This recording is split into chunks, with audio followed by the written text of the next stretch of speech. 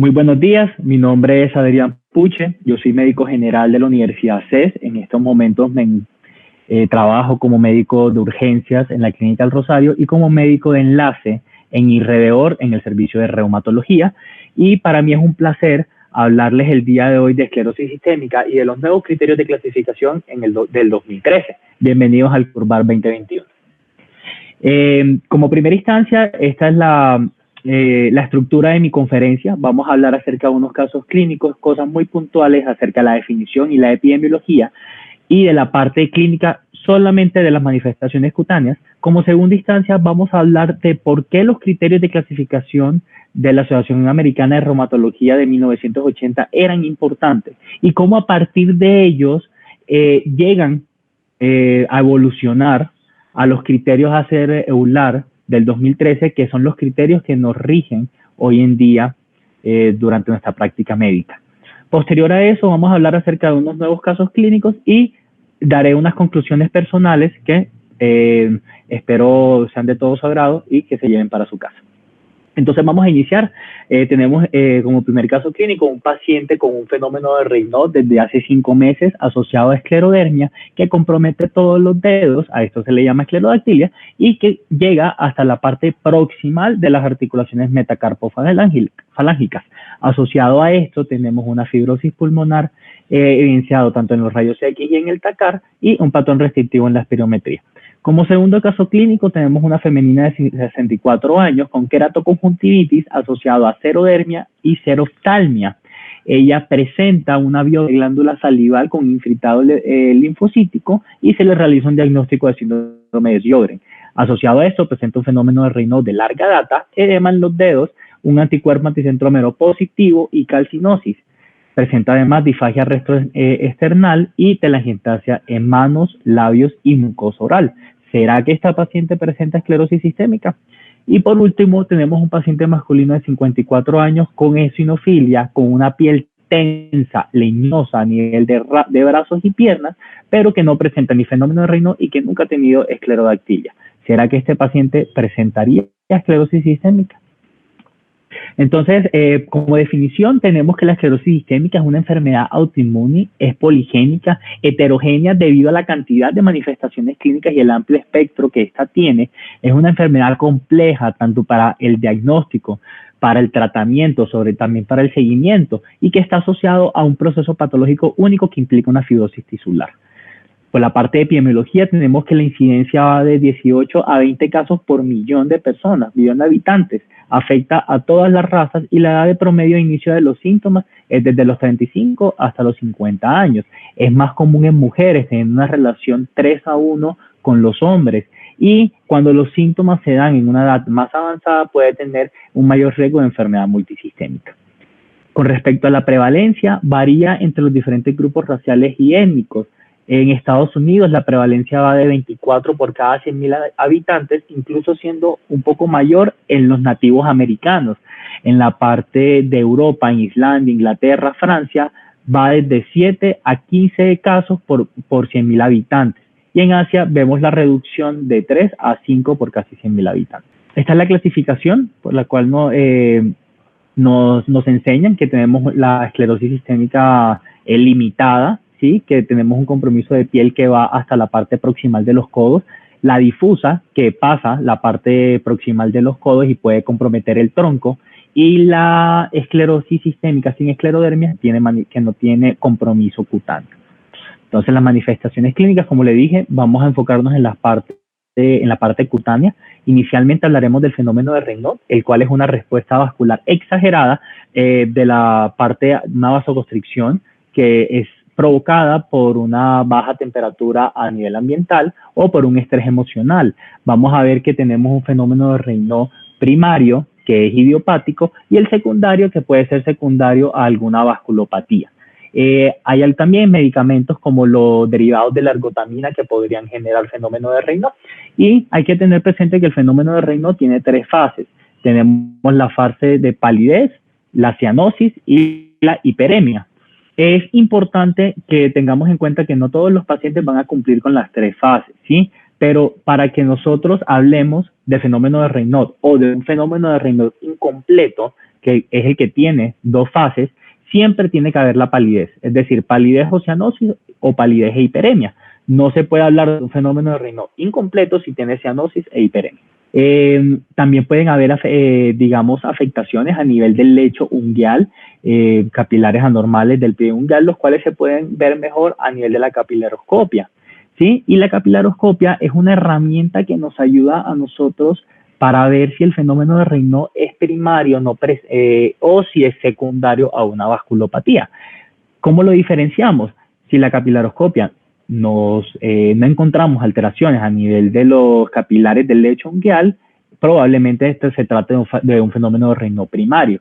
Sin embargo, en el secundario vamos a encontrar dilatación y extensión de estos capilares e incluso podemos encontrar pérdida de las asas capilares. Hay signos que nos hablan de enfermedad temprana, lo que es la dilatación capilar, las microhemorragias, la desorganización de la red capilar. Y ya llegando a las últimas fases podemos encontrar neoangiogénesis e incluso zonas avasculares. Acá podemos ver el patrón normal, que están todos los capilares, las asas capilares están todas íntegras. A nivel de la esclerosis sistémica temprana podemos encontrar capilares dilatados, macro, grandes. Podemos encontrar también signos de microhemorragias. En la esclerosis activa también podemos encontrar capilares grandes, ya vemos más compromiso a nivel de microhemorragias y podemos ver zonas de pérdida vascular. Y en la esclerosis sistémica tardía lo que vamos a encontrar ya es todos los capilares completamente desorganizados y con áreas avasculares. Continuamos con las manifestaciones clínicas. Los pacientes pueden presentar esclerodactilia, pueden presentar fingertips, que son úlceras digitales, disminución en la apertura oral, que esto podría llevar a una enfermedad periodontal debido a que el paciente presenta incapacidad para la apertura y limita poder realizarse una adecuada higiene oral. Pueden haber áreas de hipopigmentación que son similares al vitiligo, y algo muy característico de los pacientes con esclerosis sistémica es que pueden presentar parches en la piel que presenta una despigmentación, pero queda una hiperpigmentación perifolicular. Entonces estas lesiones se van a ver como si fueran en sal y en pimienta, que es como está descrito. Asociado también puede presentar telangiectasias, las cuales son unas lesiones eritematosas densas de origen vascular, sobre todo a nivel de las vénulas, que pueden blanquear con la digitopresión. Entonces acá vemos la parte de la esclerodactilia en la enfermedad cutánea pues limitada. Comenzamos a ver en la parte de acá los signos inflamatorios al principio de una enfermedad cutánea activa. Vemos en esta los cambios en tronco en la enfermedad cutánea difusa. Vemos en esta imagen las zonas de hipopigmentación con hiperpigmentación folicular, las llamadas lesiones en sal y pimienta, y las telangiectasias faciales que deberían desaparecer a la digitopresión. Acá también tenemos telangiectasias a nivel palmar y tenemos las arrugas en forma vertical que nos hablan del compromiso que el paciente va a tener con la limitación para la apertura oral. Y a nivel gastrointestinal pasa pues, similar, como le dije, puede haber enfermedad periodontológica a nivel de las encías, las telangiectasias a nivel bucal y a nivel labial. Hablemos ahora pues de los criterios de clasificación. Inicialmente hablaremos de los criterios propuestos por la Asociación Americana de Reumatología en 1980, los cuales eran los que nos regían hasta el 2013, ¿sí? Y ellos propusieron un criterio mayor y 3 menor. Entonces, con un criterio mayor se podía clasificar al paciente con esclerosis sistémica, y si este paciente no cumplía con el criterio mayor, debía tener 2 criterios menores. Entonces, el criterio mayor es una esclerosis cutánea proximal que llegaba hasta la región proximal de la articulación metacarpofalángica, ¿sí? Si este criterio no estaba, como les había dicho, tenía que cumplir 2 de los 3 menores. Y en estos tenemos la esclerodactilia, las lesiones digitales, ¿sí? Las úlceras digitales y la fibrosis pulmonar bibacilar. Estos criterios tenían una sensibilidad del 75 y el 73%. Entonces, vemos cómo estos criterios tienen ciertas limitaciones, ¿sí? Hoy en día se realiza la clasificación de esclerosis sistémica en pacientes que antes no se podría hacer, y a esto me refiero a un paciente que presente esclerodactilia, que tenga telangiectasias, calcinosis, fenómeno de Raynaud, hipertensión pulmonar y anticuerpos anticentrómero positivos. No clasificaría en los criterios de 1980 porque solamente presentaría la esclerodactilia como un criterio menor. Diferente a como vamos a ver más adelante, que este paciente sí clasificaría con los nuevos criterios del 2013. Otro caso es un paciente con esclerodactilia, con fenómeno de Raynaud, con un anticentrómero, que además tiene disfagia retroesternal y capilares dilatados, ¿sí? Es un paciente tampoco clasificaría con los criterios de 1980. En el 2001 se propusieron unos criterios adicionales, se introdujo digamos, los hallazgos a nivel de la capilaroscopia y de los anticuerpos específicos, los cuales aumentaban la sensibilidad de los criterios de 1980, pero que comparados con los del 2013 aún seguían siendo inferiores. Y ya en el 2013, la Liga Europea contra el Reumatismo y el Colegio Americano de Reumatología decidieron financiar juntos unos nuevos criterios.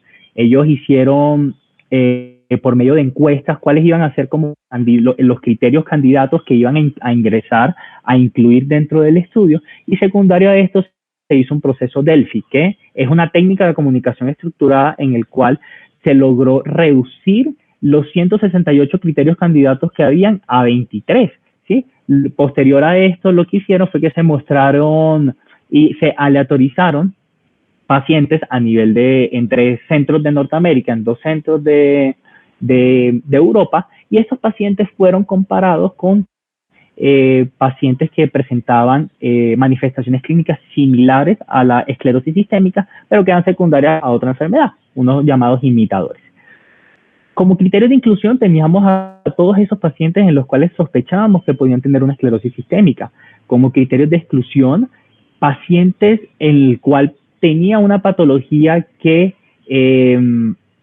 explicaba de una mejor manera los síntomas y las manifestaciones que el paciente presentaba, o esos pacientes que presentaban una fibrosis cutánea pero que no tenían esclerodactilia, también como eran sacados del estudio. Adicional a esto, los pacientes que cumplían ese criterio mayor de 1980, para el cual se lograba hacer una clasificación de esclerosis sistémica, también fueron excluidos del estudio. Luego de esto se lograron juntar y se lograron agrupar varios criterios gracias a los análisis multicéntricos que se hicieron, y a cada grupo le dieron un peso, o sea, cada grupo de criterios le dieron un cierto puntaje, y el puntaje iba a ser mayor o menor dependiendo la frecuencia y digamos, la complejidad que podría tener en la enfermedad. Y ya en este punto habían expertos que estaban todos de acuerdo en que el paciente podría estar clasificado como esclerosis sistémica, que no presentaba esclerosis sistémica, pero habían algunos casos en los que ellos todavía no sabían si sí o si no. Algunos decían que sí clasificaban, otros que no, y esto se llamó los pacientes pues, en zona gris, ¿sí? Y lo que hicieron fue que tomaron a estos pacientes y se llevaron a otro estudio, volvieron a llevar casos controles, pacientes con imitadores, con enfermedades que imitaban, y lo que se hicieron fue que se fue depurando y se fueron excluyendo todos esos criterios que se presentaban con baja frecuencia. Y de esta forma se logró que la sensibilidad y especificidad llegara hasta más del 90%. Y acá tenemos los que son los nuevos criterios por los cuales nos regimos actualmente, propuestos por la Liga Europea contra el Reumatismo y el Colegio Americano de Reumatología. Tenemos que a nivel de la piel, el criterio mayor de 1980 sigue estando, que es la esclerodactilia de todos los dedos, que llega hasta la región de la articulación metacarpofalángica, da un punto de 9. Los puffy fingers, que son edemas de los dedos, da un puntaje de 2. La esclerodactilia de todo un dedo, pero que no llega hasta la articulación metacarpofalángica, da un puntaje de 4. Lesiones en los dedos, sean digitales, da 2, o los pitting scars, que dan 3. Telangiectasias, anormalidades a nivel de la capilaroscopia, el fenómeno de Raynaud, que tenga una hipertensión pulmonar o una enfermedad intersticial pulmonar, y los anticuerpos específicos, ¿sí? El paciente es clasificado como que presenta esclerosis sistémica siempre que tenga un puntaje mayor o igual a 9. Hay que tener algo claro y algo presente, y es que los criterios de clasificación no son criterios diagnósticos. Esto quiere decir que nosotros podemos tener un paciente con un puntaje menor a 9 que pueda presentar esclerosis sistémica, y esto es muy importante. Acá, como vemos, entonces tenemos la esclerodactilia con toda la fibrosis pulmonar que llega hasta la articulación metacarpofalángica proximal, que da un puntaje de 9 puntos. Tenemos la esclerodactilia no proximal, que da un puntaje de 4. El edema de los dedos, los puffy fingers, que dan un puntaje de 2. Las telangiectasias, que darían un puntaje de 2 puntos. Y tenemos acá las úlceras digitales y los pitting scars, que están a este lado, que darían un puntaje de 2 y 3 respectivamente. ¿En quiénes no se pueden usar los criterios de clasificación? En aquel paciente que nunca haya tenido esclerodactilia, y eso es importante que lo sepamos, y uno de los primeros mensajes que quiero que se lleven a casa. Los criterios no se pueden usar en los pacientes que no hayan presentado esclerodactilia, y tampoco se pueden usar en aquellos pacientes en que tengan otra patología que pueda explicar las manifestaciones clínicas. ¿Qué fortalezas tienen estos nuevos criterios? Que toma en cuenta 3 características fundamentales que presenta la esclerosis sistémica, y es la vasculopatía, la fibrosis y la presencia de autoanticuerpos. El fenómeno de Raynaud fue incluido en los criterios debido a su peso estadístico, ya que es muy poco probable que un paciente con esclerosis sistémica no vaya a presentar fenómeno de Raynaud. Y gracias a estos criterios es un poco más fácil clasificar a estos pacientes que presentan esclerosis sistémica sin esclerodermia. Pero, ¿qué debilidades tienen?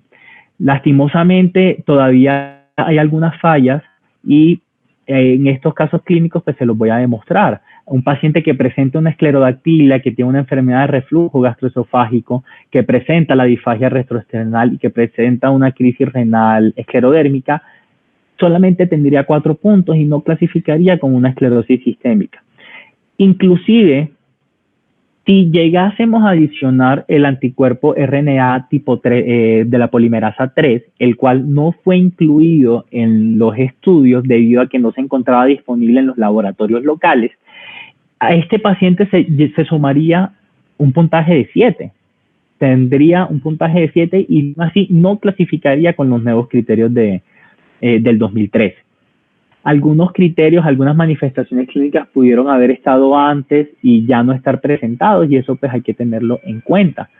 También que hay que tener en cuenta que los principales pacientes que fueron que estuvieron dentro de las cohortes eran pacientes norteamericanos y europeos, y estos pueden tener diferencias sobre todo con respecto a la presencia de autoanticuerpos con el resto de la población.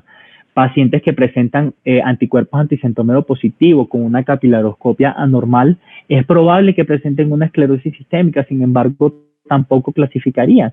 Llegaría a presentar 3 puntos por el fenómeno de Raynaud, 2 puntos por la capilaroscopia normal y 3 por los anticuerpos, dando un puntaje de 8. Entonces tampoco clasificaría, pero podría presentar probablemente una esclerosis sistémica.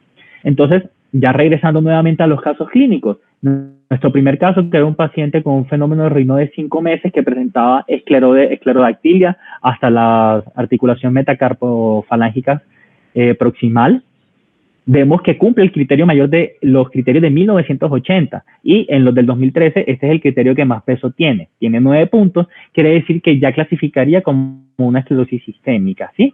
Se podrían adicionar el resto de puntos, como es el fenómeno de Raynaud, 3 puntos más, y la enfermedad pulmonar intersticial, que son 2 puntos más, y terminarían un total de 14. En el segundo caso, que era la paciente del cual se le había diagnosticado el síndrome de Sjögren, que presentaba fenómeno de Raynaud de larga data, edema en los dedos, anticuerpos anticentómero positivos y las telangiectasias, digamos que cumpliría cumpliría con los criterios de clasificación de esclerosis sistémica. Sin embargo, esto es algo que no hay que tomar y hay que excluir a esta paciente, porque los síntomas y las manifestaciones clínicas son explicadas por otra patología.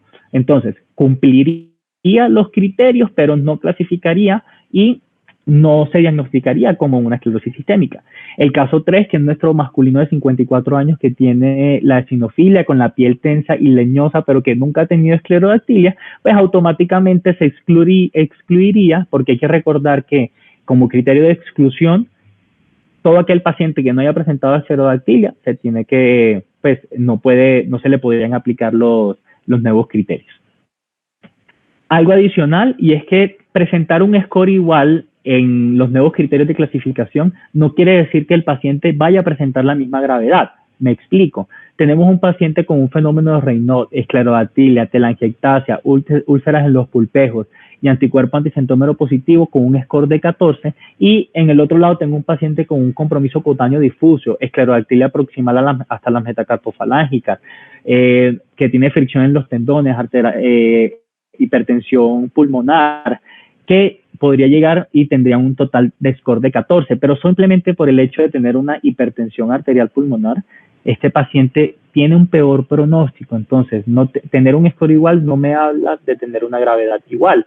Y también hay que recordar que existe la esclerosis sistémica sin esclerodermia. Un paciente que nunca ha tenido un compromiso cutáneo, que tiene las clásicas telangiectasias, que tiene una hipertensión arterial pulmonar, al cual fue demostrado un cateterismo, que tiene un fenómeno de Raynaud, que tiene anticuerpos antitopoisomerasa 1 positivos, da un score de 10 puntos. Es un paciente que clasificaría dentro de la esclerosis sistémica, pero que no presenta manifestaciones cutáneas. Entonces, como conclusiones, como mensajes que quiero que se lleven para la casa, es recordar que los criterios de clasificación no son criterios diagnósticos. Puede haber esclerosis sistémica sin cumplir los criterios de clasificación. No todo paciente que cumpla con los criterios de clasificación tiene una esclerosis sistémica. Hay que saber en qué pacientes puedo o no aplicar los criterios. Y recordar que si bien estos criterios del 2013 tienen muchas fortalezas, aún presentan debilidades en ciertos puntos. Muchísimas gracias. Quiero darle gracias a mi papá, al doctor William Puche, a mi hermano William, que todo el tiempo me han estado apoyando y me han estado impulsando para seguir creando conferencias y estar con ustedes en esta edición del Curvar 2021. Muchas gracias.